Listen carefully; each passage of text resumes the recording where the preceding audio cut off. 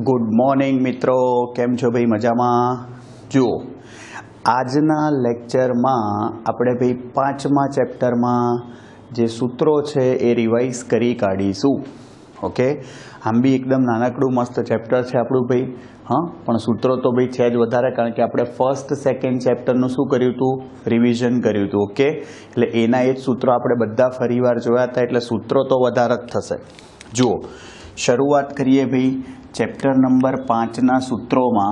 सौथी पहलू चुंबकीय dipole moment. चुंबकीय डायपोल मोमेंट भाई तमे चुंबक लो, एनी चुंबकीय डायपोल मोमेंट नु सूत्र लखो, m बराबर शू थाय 2Lp। भाई चुंबकनी चुंबकीय डायपोल मोमेंट थई अने एनी दिशा लखो तो दक्षिण ध्रुव थी उत्तर ध्रुव तरफ आवे। दक्षिण ध्रुव थी उत्तर ध्रुव तरफ एनी दिशा होय। आ खास ध्यान राखजो। जोजो, अगत्यनी वस्तु अहींया आगळी बीजू तमारू चूड़ामोनुं सूत्र जे हतुं ए आपणे जोयुं हतुं चौथा चेप्टर में। ए बी याद रखजो, आ चुंबकनी चूड़ामो छे अने 2L शुं कहेवाय? चुंबकनी चुंबकीय लंबाई। 2L शुं कहेवाय? चुंबकनी चुंबकीय लंबाई। चुंबकीय डायपोल मोमेंटनुं बीजू सूत्र जे छे ए हतुं तमारू निया, n टाइम्स IA। याद छे ने भाई? आइए पधारिए चूड़ामो जीरे अने n टाइम्स। क्लियर? आ खास ध्यान राखजो भाई, आ चुंबकीय डायपोल मोमेंटनुं सूत्र लाया तमे।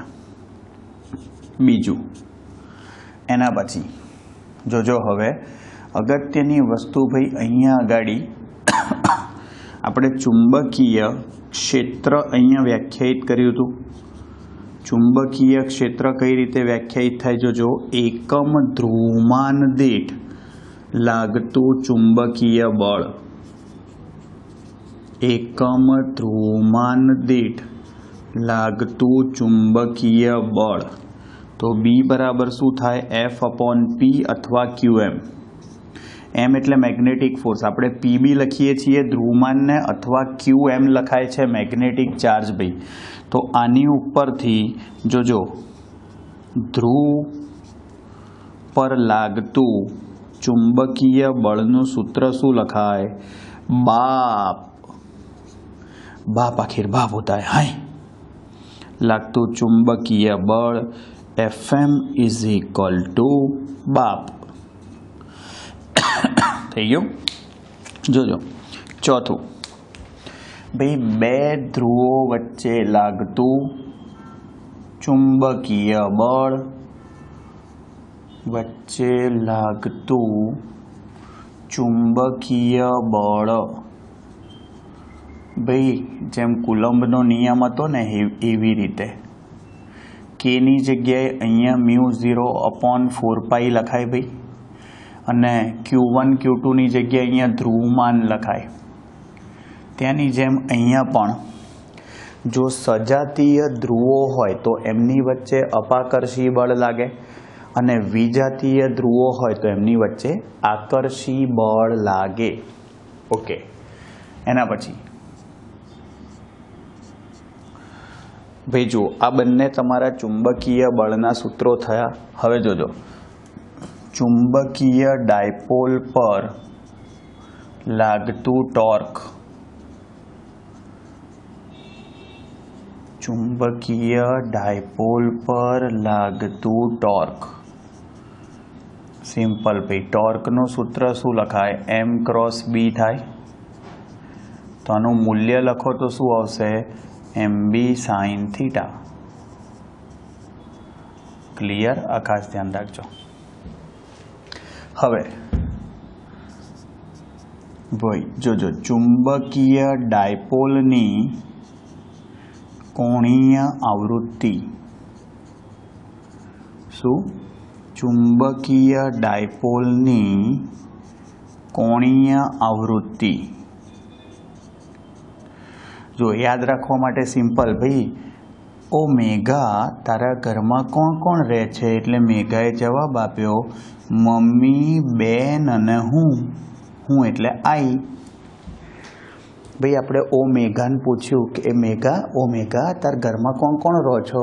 એટલે શું કે મમ્મી, બેન અને હું એટલે આઈ. ક્લિયર? તો આના ઉપરથી ભાઈ તમે ચુંબકીય ડાયપોલની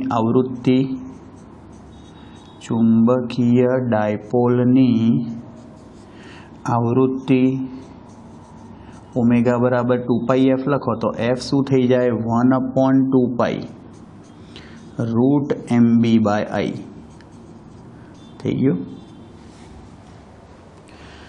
ક્લિયર?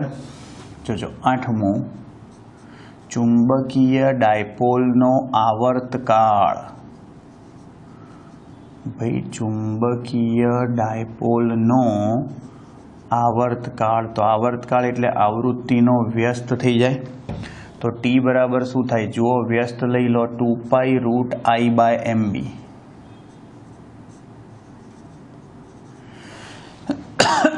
વ્યસ્ત થઈ જાય ને, આનાથી ઊંધું થઈ જાય. 3 સૂત્રો બહુ કામના છે, ધ્યાન રાખજો ભાઈ. એના પછી જોજો ચુંબકીય ડાયપોલની ચુંબકીય સ્થિતિ ઊર્જા.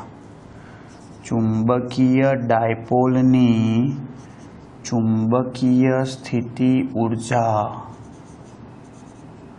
શું આવે? સૂત્ર જુઓ ભાઈ, U બરાબર -m.b થાય. ભાઈ ડોટ પ્રોડક્ટમાં તમે આગળ પાછળ લખો ને તો કોઈ ફરક ના પડે, ચાલે. હા, એટલે આ સૂત્ર -mb cos થીટા થયું. જુઓ થીટા બદલાય એમ ચુંબકીય ડાયપોલની સ્થિતિ ઊર્જા બદલાય. જો થીટા 0 હોય ભાઈ આ વખતે તમારી ડાયપોલ જે છે સમાંતર છે એટલે એને સ્થિર સંતુલનમાં છે તેમ કહેવાય. તો ત્યારે તમે સ્થિતિ ઊર્જા શોધો, -mb આવશે. ભાઈ cos 0ની કિંમત 1 થાય તો શું આવે? -mb. અને આ શું આવે? લઘુત્તમ આવે, લઘુત્તમ. ક્લિયર? જુઓ થીટા તમારો પાઈ હોય, પાઈ. ભાઈ આને અસ્થિર સંતુલન કહેવાય. ડાયપોલ આખી ઊંધી ગોઠવાયેલી હોય, અસ્થિર સંતુલન. જોજો તો u બરાબર શું લખાય? -mb cos π. cos π શું થઈ જાય? -1 થઈ જાય. માઇનસ પ્લસ થાય એટલે mb થાય. આ શું થઈ જાય? મહત્તમ. હા, આખી ઊંધી ગોઠવાઈ હોય એટલે અસ્થિર સંતુલન કહેવાય. અને જ્યારે ખૂણો π/2 હોય ત્યારે -mb cos π/2 0 થઈ જાય. ક્લિયર? આ ખાસ ધ્યાન રાખજો. આપણે જુઓ અહીંયા આગળ એના પછી ભાઈ 10મું, ચુંબકીય ડાયપોલને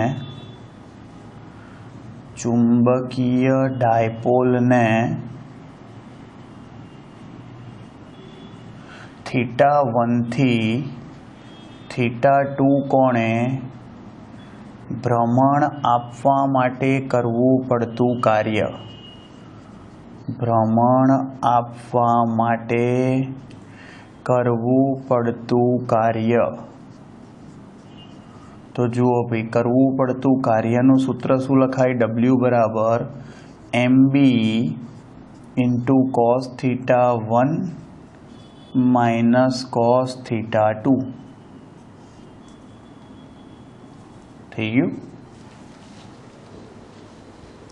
હવે ભૈયા ધ્યાન રાખજો, આ ચુંબકીય ડાયપોલને તમે θ1 થી θ2 કોણે ભ્રમણ કરાવો ત્યારે કરવા પડતા કાર્યનું સૂત્ર થયું. હવે જોજો ભાઈ ચુંબકની અક્ષ પર જોજો ચુંબકીય ક્ષેત્ર.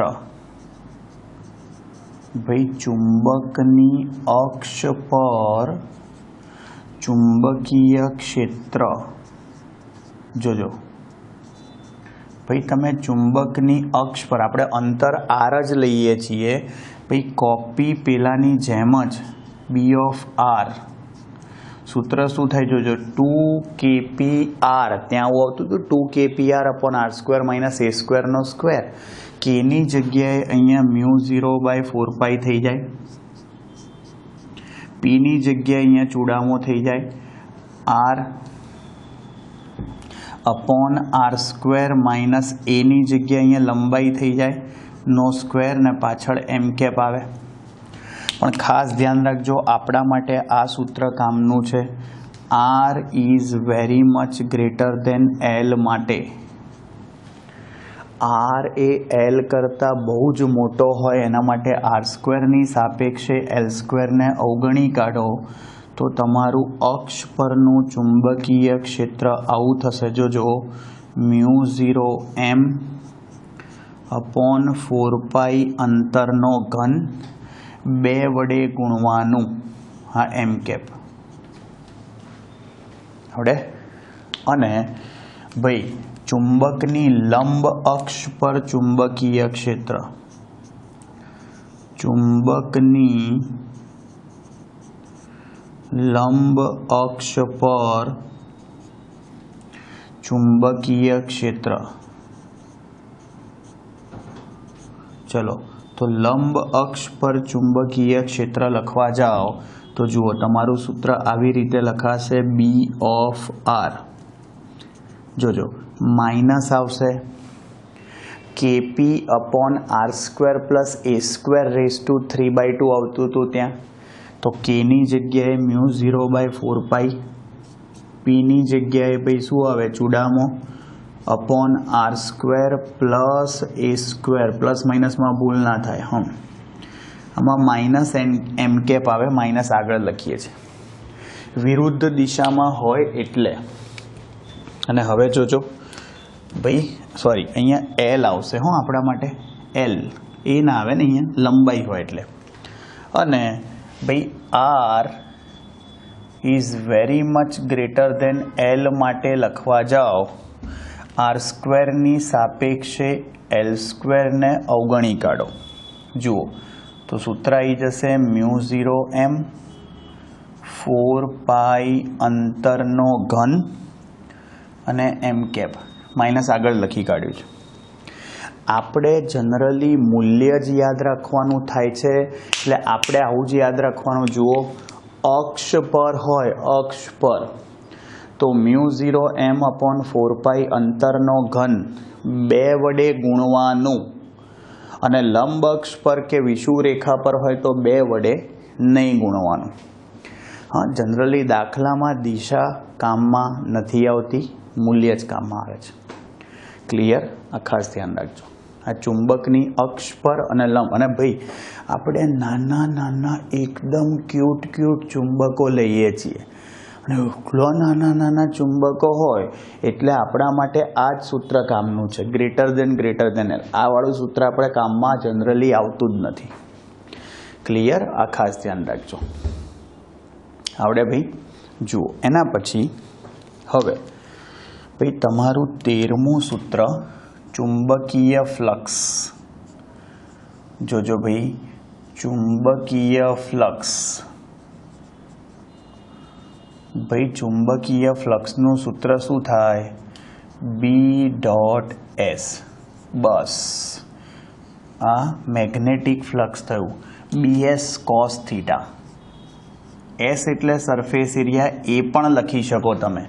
ફૈબા પંચાયત કરે આપણે ના કહીએ ફૈબા, B.A એવું બી લખી શકો. ભાઈ જોજો, અને અહીંયા આગળ થીટા પર આધાર રાખે તમારું ચુંબકીય ફ્લક્સ. અગત્યની વસ્તુ જોજો, તમે આવી રીતે બી લખી શકો સંકલન B.DS. ભાઈ આને ચુંબકીય ક્ષેત્રનું પૃષ્ઠ સંકલન કહેવાય, તે પૃષ્ઠ પરનું. ક્લિયર? આ ખાસ ધ્યાન રાખજો. જો ખૂણો 0 < થીટા π/2 હોય તો તમારું ફ્લક્સ ધન હોય. હા, મેગ્નેટિક છે અહીંયા એટલે φm લખીએ છીએ. જો ખૂણો થીટા જોજો π/2 less than theta less than or equal to pi હોય તો તમારું ફ્લક્સ ઋણ હોય, મેગ્નેટિક ફ્લક્સ. અને જો થીટા π/2 હોય એક્ઝેક્ટ cos π/2 0 થઈ જાય એટલે તમારું ચુંબકીય ફ્લક્સ શૂન્ય થઈ જાય.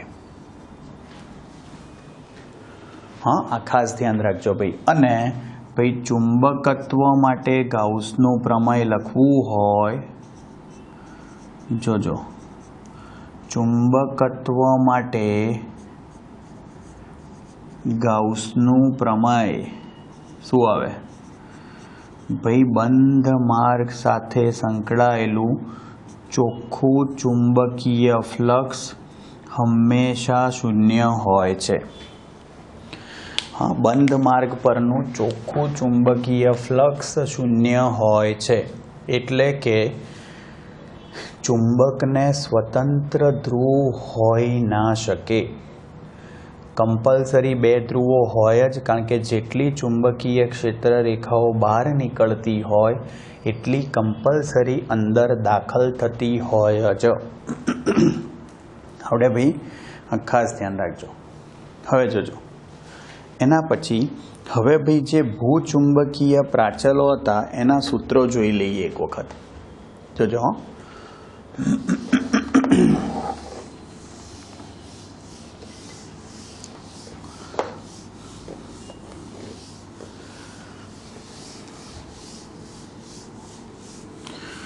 તારી નદીઓ પાછી વળ છે, તારી કેડીએ બાવળ રૂપ છે.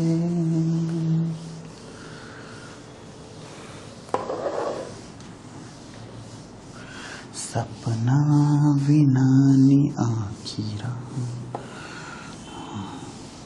સપના વિનાની આખી રાત. જોજો ભાઈ, સિમ્પલ ભાઈ તમારું સૂત્ર છે. જોજો 17મું સૂત્ર, 17, 18 નંબર ભૂલી ગયો ભાઈ શું હતો છેલ્લે, જે હોય જોઈ લેજો તમે. હું 17થી લખું છું. હવે ભાઈ અહીંયા આગળ જોજો ભૂચુંબકીય પ્રાચલોમાં સૌથી પહેલાં કે ભાઈ ચુંબકીય ક્ષેત્રનો, પૃથ્વીના ચુંબકીય ક્ષેત્રનો સમક્ષિતિજ ઘટક, પૃથ્વીના ચુંબકીય ક્ષેત્રનો સમક્ષિતિજ ઘટક, અને સમક્ષિતિજ ઘટકને ભાઈ BH વડે દર્શાવાય છે. અથવા ભાઈ તમે સમજો અહીંયા HE પૃથ્વીનો છે ને, એટલે પણ સંજ્ઞામાં ભૂલ ના પડે એટલે આપણે ચુંબકીય ક્ષેત્રને B જ લખીએ છીએ. H એટલે હોરિઝોન્ટલ, અને આનું સૂત્ર થાય B cos phi.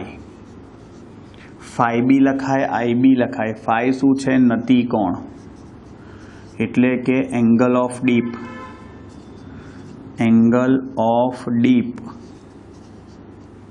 ક્લિયર? ધ્યાન રાખજો ભાઈ. પૃથ્વીના ચુંબકીય ક્ષેત્રનો શિરોલંબ ઘટક, પૃથ્વીના ચુંબકીય ક્ષેત્રનો શિરોલંબ ઘટક. તો આ જે શિરોલંબ ઘટક છે ભાઈ, જોજો BV બરાબર શું થશે અહીંયા આગળ ભાઈ, અને ZE લખે ભાઈ, જે આપણે આ BV જ રાખો ને, લાગે સારું BV છે તો.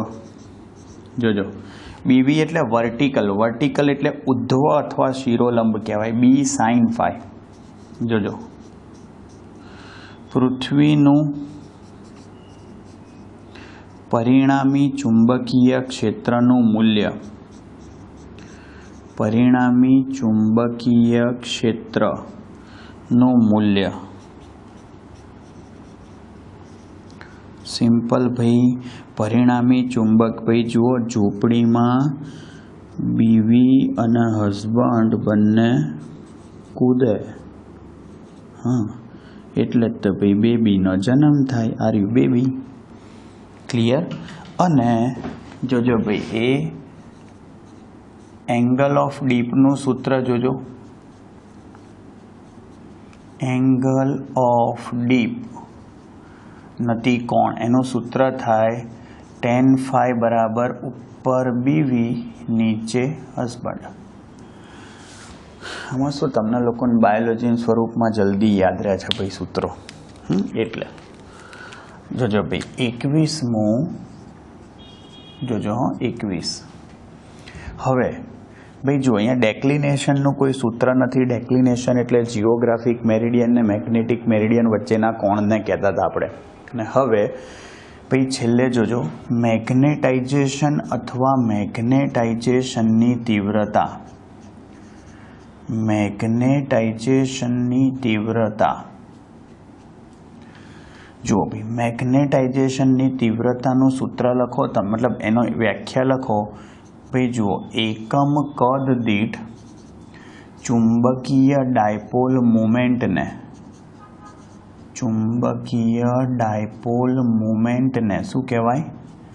યસ, મેગ્નેટાઇઝેશનની તીવ્રતા. એટલે આવું લખાય એમ નેટ. નેટ કુલ ચૂડામો. સંખ્યા આપી હોય તો ગુણવી પડે, એકની આટલી તો આટલાની, એટલે નેટ લખી છે કદ. આવડે? અને આનું સૂત્ર આવું થાય જોજો, મની. યાદ છે ને? અને આ મેગ્નેટાઇઝિંગ પ્રવાહ અથવા બદ્ધ પ્રવાહ કહેવાય. જોજો IM ને મેગ્નેટાઇઝિંગ અથવા બદ્ધ પ્રવાહ કહેવાય. મેગ્નેટાઇઝિંગ પ્રવાહ. સ્પિન બધી સમાંતર થવાને કારણે બાહ્ય ચુંબકીય ક્ષેત્રની હાજરીમાં, એટલે આને IB વડે પણ તમે દર્શાવી શકો. બદ્ધ પ્રવાહ, બાઉન્ડ કરંટ. એટલે સૂત્ર શું થયું? મની. ક્લિયર? એના પછી ચુંબકીય તીવ્રતા. જોજો ચુંબકીય ક્ષેત્રની તીવ્રતા અને ચુંબકીય તીવ્રતા બંને અલગ અલગ વસ્તુઓ છે. ચુંબકીય તીવ્રતાનું સૂત્ર થાય હની. અને અહીંયા જે I છે ને એ ફ્રી પ્રવાહ છે. I શું છે? ફ્રી પ્રવાહ. મતલબ આપણે બેટરીથી પસાર કરતા હોઈએ એ. હા, આ ખાસ ધ્યાન રાખજો. ફ્રી એટલે મફતમાં નહીં, મુક્ત, એમ એવી રીતે મુક્ત પ્રવાહ. ક્લિયર? આ ધ્યાન રાખજો. 23 જોજો ભાઈ. એના પછી ભાઈ B ઇઝ ઇક્વલ ટુ ચુંબકીય ક્ષેત્ર, ચુંબકીય તીવ્રતા અને મેગ્નેટાઇઝેશનની તીવ્રતા વચ્ચેનો સંબંધ. ભાઈ B is equal to μ0 into M plus H. Okay, આ ખાસ ધ્યાન રાખજો. હા, તમે આવી રીતે બી લખી શકો, B/μ0 minus M is equal two H. બધું સરખું જ થયું. અને હવે જોજો ભાઈ, માધ્યમની ગેરહાજરીમાં જો તમે ચુંબકીય ક્ષેત્ર લખો ભાઈ સોલેનોઇડ કે ટોરોઇડમાં, તો એ શું આવે? માધ્યમની ગેરહાજરીમાં B0 લખો તો μ0H લખાય. ભાઈ μ0 NI થાય, પણ અહીંયા NI ની જગ્યાએ તો શું થઈ જુઓ? હની. એટલે H લખાય ને. ખાસ ધ્યાન રાખજો. તો માધ્યમની હાજરીમાં 25 માધ્યમની હાજરીમાં ચુંબકીય ક્ષેત્ર, તો ભાઈ શું લખાય? μH લખાય B બરાબર. અને મ્યુ શું છે? માધ્યમની પરમિએબિલિટી. શું છે મ્યુ? માધ્યમની પરમિએબિલિટી. નવી લીટી આવી. અને આ સૂત્ર આવી રીતે પણ લખાય, યાદ રાખજો, μr ઇન્ટુ μ0 ઇન્ટુ H. આવું કેમ લખાય એ પણ કહી દઉં. કારણ કે સાપેક્ષ પરમિએબિલિટી. જોજો, સાપેક્ષ પરમિએબિલિટી એટલે μr કહેવાય. અને μr બરાબર Km કહેવાય. અને એનું સૂત્ર છે μ/μ0. માધ્યમની પરમિએબિલિટી અને શૂન્યાવકાશની પરમિએબિલિટીનો ગુણોત્તર એને સાપેક્ષ પરમિએબિલિટી કહેવાય. તમને યાદ હોય તો ત્યાં આપણે આવું જ સાપેક્ષ પરમિટિવિટીને ડાયઇલેક્ટ્રિક અચળાંક કહેતા હતા. એવું જ થયું. હા, અહીંયા કે જ છે પણ આને ડાયઇલેક્ટ્રિક અચળાંક ના કહેવાય, સાપેક્ષ પરમિએબિલિટી જ કહેવાય. પણ કે એમ એટલા માટે લખ્યું, મેગ્નેટિક માટેનો અચળાંક છે. ક્લિયર? અને μr જોજો, સાપેક્ષ પરમિએબિલિટી. ચલો ભાઈ, પહેલાં ચુંબકીય સસેપ્ટિબિલિટીનું સૂત્ર લખીએ. ભાઈ તમને ખબર જ છે કે સસેપ્ટિબિલિટી સંવેદનશીલતા. અહીંયા સૂત્ર શું થાય ચુંબકીય સસેપ્ટિબિલિટીનું? ભાઈ મેગ્નેટાઇઝેશનની તીવ્રતા અને ચુંબકીય તીવ્રતાનો ગુણોત્તર. સમજી ગયા? અને ધ્યાનથી સમજજો, એમ અને એચ એ બંનેનો એકમ એમ્પિયર પર મીટર થાય, કારણ કે બંને એકમ લંબાઈ દીઠ પ્રવાહ છે, એટલે બંનેનો એકમ એમ્પિયર પર મીટર થાય. તો ભાઈ ગુણોત્તર છે એટલે અહીંયા ઝાયમનો એકમ શું થાય? કાય એમ અથવા ઝાય એમ બોલાયાને, એટલે આ એકમ રહિત થઈ જાય. ભાઈ લહેરા તો એક્સ જ છે સિમ્બોલ, પણ મેગ્નેટિક યાદ છે ને ભાઈ, લહેરા તો હા સેમ વસ્તુ ભાઈ. તો જુઓ શું કહે છે અહીંયા. હા ભાઈ, તમે ઝાય એમ અથવા કાય એમનું પારિમાણિક સૂત્ર લખો તો m0 L0 T0 થઈ જાય. આવડે ભાઈ? ધ્યાન રાખજો. અને જુઓ ભાઈ, ચુંબકીય સસેપ્ટિબિલિટી ઝાયમ અને સાપેક્ષ પરમિએબિલિટી વચ્ચેનો સંબંધ. ભાઈ આ બે વચ્ચેનો સંબંધ તમે લખવા જાઓ, સાંભળજો તો યાદ રાખજો, કાયમ યાદ રાખો, કાયમ બરાબર 1 + જાયમ. સૂત્ર પોતે જ એવું કહે છે, મને કાયમ યાદ રાખો, કાયમ બરાબર 1 + જાયમ. થઈ ગયું? જોજો 29. ભાઈ પેરામેગ્નેટિક પદાર્થો માટે ક્યુરીનો નિયમ. પેરામેગ્નેટિક પદાર્થો માટે ક્યુરીનો નિયમ.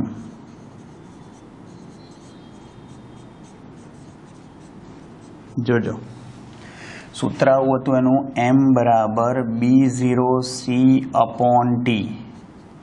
C ક્યુરી અચળાંક છે. અને છેલ્લે સાબિત કરીને આમાં આપણે સૂત્ર લાયા હતા એ બી કહી દઉં, ચુંબકીય સસેપ્ટિબિલિટીનું μ0C/T. એટલે કે ચુંબકીય સસેપ્ટિબિલિટી ચલે છે 1/T. હા, ટી ઘટાડો એટલે ઝાયમ મેગ્નેટાઇઝેશન બધું વધતું જાય, અને જ્યારે મહત્તમ થઈ જાય ત્યારે શું થઈ જાય? સેચ્યુરેશન મેગ્નેટાઇઝેશન થઈ જાય. અને 30મું ભાઈ, ફેરોમેગ્નેટિક પદાર્થો માટે. ફેરોમેગ્નેટિક પદાર્થો માટે પદાર્થો પર તાપમાનની અસર.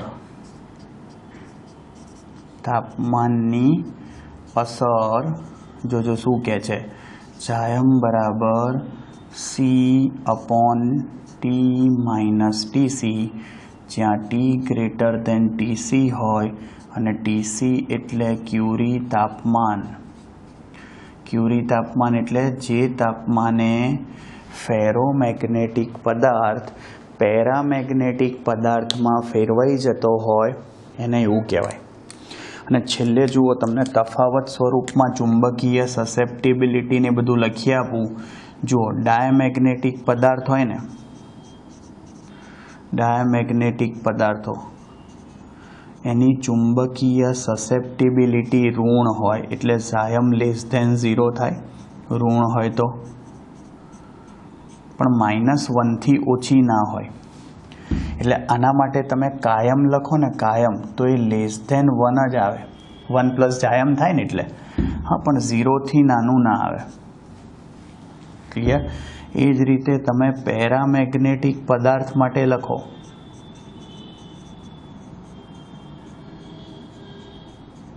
તો એમાં ચુંબકીય સસેપ્ટિબિલિટી ગ્રેટર દેન 0 થાય એટલે ધન હોય.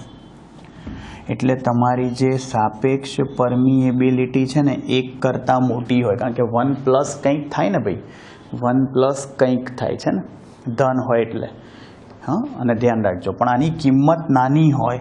અને જો તમે ફેરોમેગ્નેટિક પદાર્થ લો ને ભાઈ, તો એમાં ચૂડામો માથે ચડી નાચતી હોય વ્યવસ્થિત, ચુંબકીય ડાયપોલ મોમેન્ટ. એટલે એમાં જાયમ ધન તો હોય જ, પણ ગ્રેટર દેન 0 હોય. ટૂંકમાં કિંમતો બહુ જ મોટી હોય. બાકી ગુણધર્મો તો પેરા અને ફેરોના સરખા જ હોય. આ ડાયા જે છે એ ગોંડો હોય ખાલી. ક્લિયર? ભાઈ આ ખાસ ધ્યાન રાખજો. જુઓ આ શું થઈ ગયું, તમારા 5મા ચેપ્ટરના બધા જ સૂત્રો થઈ ગયા. જુઓ આવડશે ભાઈ? ક્લિયર? જુઓ મેં કીધું છે ભાઈ, તમને ફરી એકવાર કહી દઉં, મિનિમમ 3 વાર સૂત્રો લખવાના, બાકી ના આવડે ત્યાં સુધી લખવાના અને ભેજામાં ઘુસાડી દેવાના. વ્યવસ્થિત રીતે લોક મારી અને ચાવી ખિસ્સામાં મૂકી દેવાની. મગજમાંથી 12મું પતે નહીં ત્યાં સુધી બહાર નીકળવા જોઈએ નહીં. હા, ના આવડે ત્યાં સુધી બાકી લખીને તૈયાર કરી જ રાખવાના. ડન? મળીએ ભાઈ નેક્સ્ટ લેક્ચરમાં. ત્યાં સુધી આવજો. Bye bye, see you, tata, सबा खैर, सावनारा, हस्ता ला विस्ता, फिर मिलेंगे चलते चलते. खुदा हाफिज, जय श्री कृष्ण, जय अम्बे, जय हिंद, जय भारत, वंदे मातरम. Tata, take care.